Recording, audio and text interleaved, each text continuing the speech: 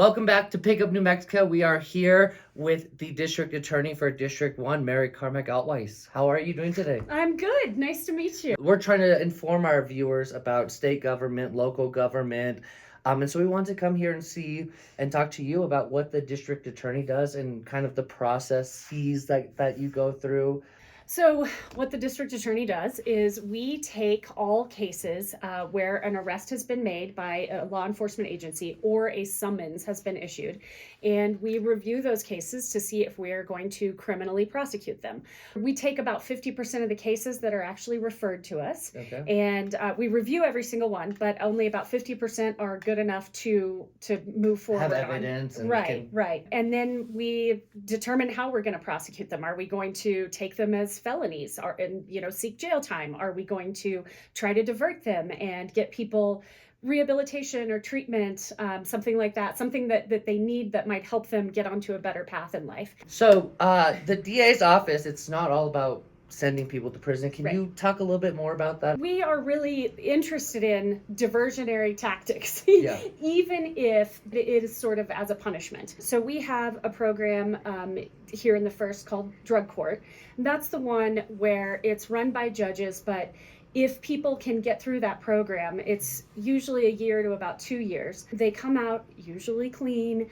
They've got a year or so of sobriety, and they don't end up going to prison or probation. It usually means that their sentence is done. We can tell that that's because of an addiction problem that you're having, and so let's get you into a rehabilitation program, and if you complete that, we won't even file these charges. If you don't complete it, okay, we'll file the charges, but we're still not looking at prison. We're going to try to get you into an inpatient program. So we really try to do these graduated steps for people, understanding that addiction is hard, trauma is hard, poverty is hard, and all of these things can make a person make bad decisions. Once you have that felony conviction, it's harder to get a job. It's harder to get any government benefits. It's harder to get housing. It seems to be easier to be president, though. Apparently, it actually helps to be a felon to become president. Yeah. For everybody else, though, it's not a good thing. Yeah. And so, I started off as a public defender, and so I saw that firsthand. Felony convictions and sending people to prison, it just never helps. I know that people, again, are always pointing fingers and saying, well, we're not for the DA, like we're against the DA. But again, you're really just trying to help and restore trust. And so it's hard for New Mexicans to point to the DA and say, you're doing this and you're against us. Are there any cases currently that you're working towards that kind of have uplifted and have helped, I guess, switch the image of the DA's office? Sometimes you have a domestic violence case where nobody wants help, and it is very depressing. But a lot of the times, I reach out to the victims, and they may not want him or her punished, the defendant punished. But what they do recognize is that they need help.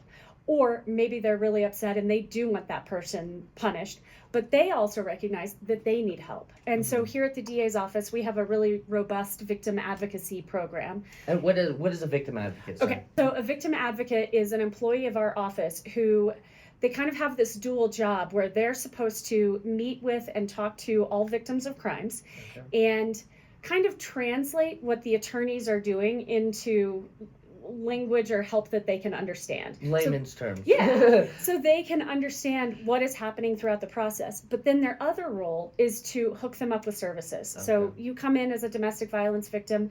Maybe you also have substance abuse issues or mental health issues. We can help you with that. Maybe you lost your job because you landed in the hospital. We can set you up with the Victims' Rights Fund and get you some compensation for that. Okay. We can get you into job training services, all kinds of services. That's one of the ways that it is uplifting to do these kind of cases.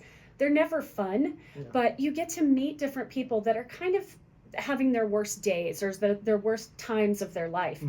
Every time we get to meet with a victim, we have that chance to improve things just a little bit for them. And I think that that's so important for members of our community to understand, especially because we're not just here to punish. We're here to kind of change behaviors and change generational issues. And if we can do that, you won't have to be seeing the police. You won't have to be calling 911. Exactly. And you can just live your life. And that's the ultimate goal. I'd love to put myself out of business. So, Mary, one thing I've seen since 2016 and obviously this year is people who were mostly Democrat or left-leaning switching to the right because of crime. Mm-hmm. They're blaming the whole system, and everybody, that people aren't being sentenced enough. So one of the things that changed in 2016 was that's when our voters passed the amendment to get rid of cash bail. And I think that's what sort of started this perception of the revolving door of justice. So people get arrested and they get out the very next day. And for the most part, that's true. The only way in New Mexico to hold someone in jail is if the district attorney's office files a motion the day that they are arrested, and we ask a judge to hold them in jail. And we have very strict parameters under which we can actually file those motions. So it has to be a really serious charge. We have to prove to a judge that they're a danger to the community and that no condition of release will keep the community safe, will keep the public safe. No condition, not any condition, but no condition. And so what happens is most people end up getting released unless they are charged with a very violent crime or they have a rap sheet that's 15 pages long, which isn't most people. Yeah. But we file a motion. We filed triple the amount of motions over the last year than we ever have before, trying to keep these people that are violent in jail. Because those are the ones, those more high profile that you're hearing about all the time. And it's not that overall crime is up, but violent crime is definitely up as a proportion of overall crime. And so what we do is we first try to keep them in jail, and then we try to prosecute them. And those are the people that we do send to prison. The people that have done something so dangerous, so violent, or over and over and over again, that we try to send to jail. The only way that we can do that is by taking those charges as they are filed. Sometimes we can modify them, but the charges that we file are the charges that come from statutes that are passed by our legislature.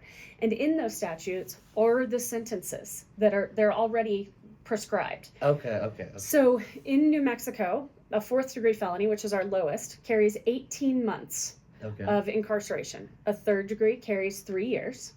A 2nd degree carries 9, and a 1st degree carries 18. That's all crimes except for 1st degree murder, which carries 30.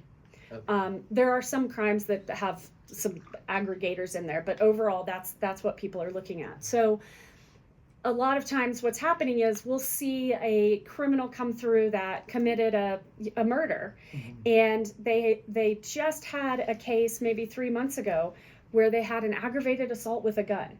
Well, an aggravated assault in New Mexico is 18 months. It's a 4th degree felony, and it's not considered a serious violent offense.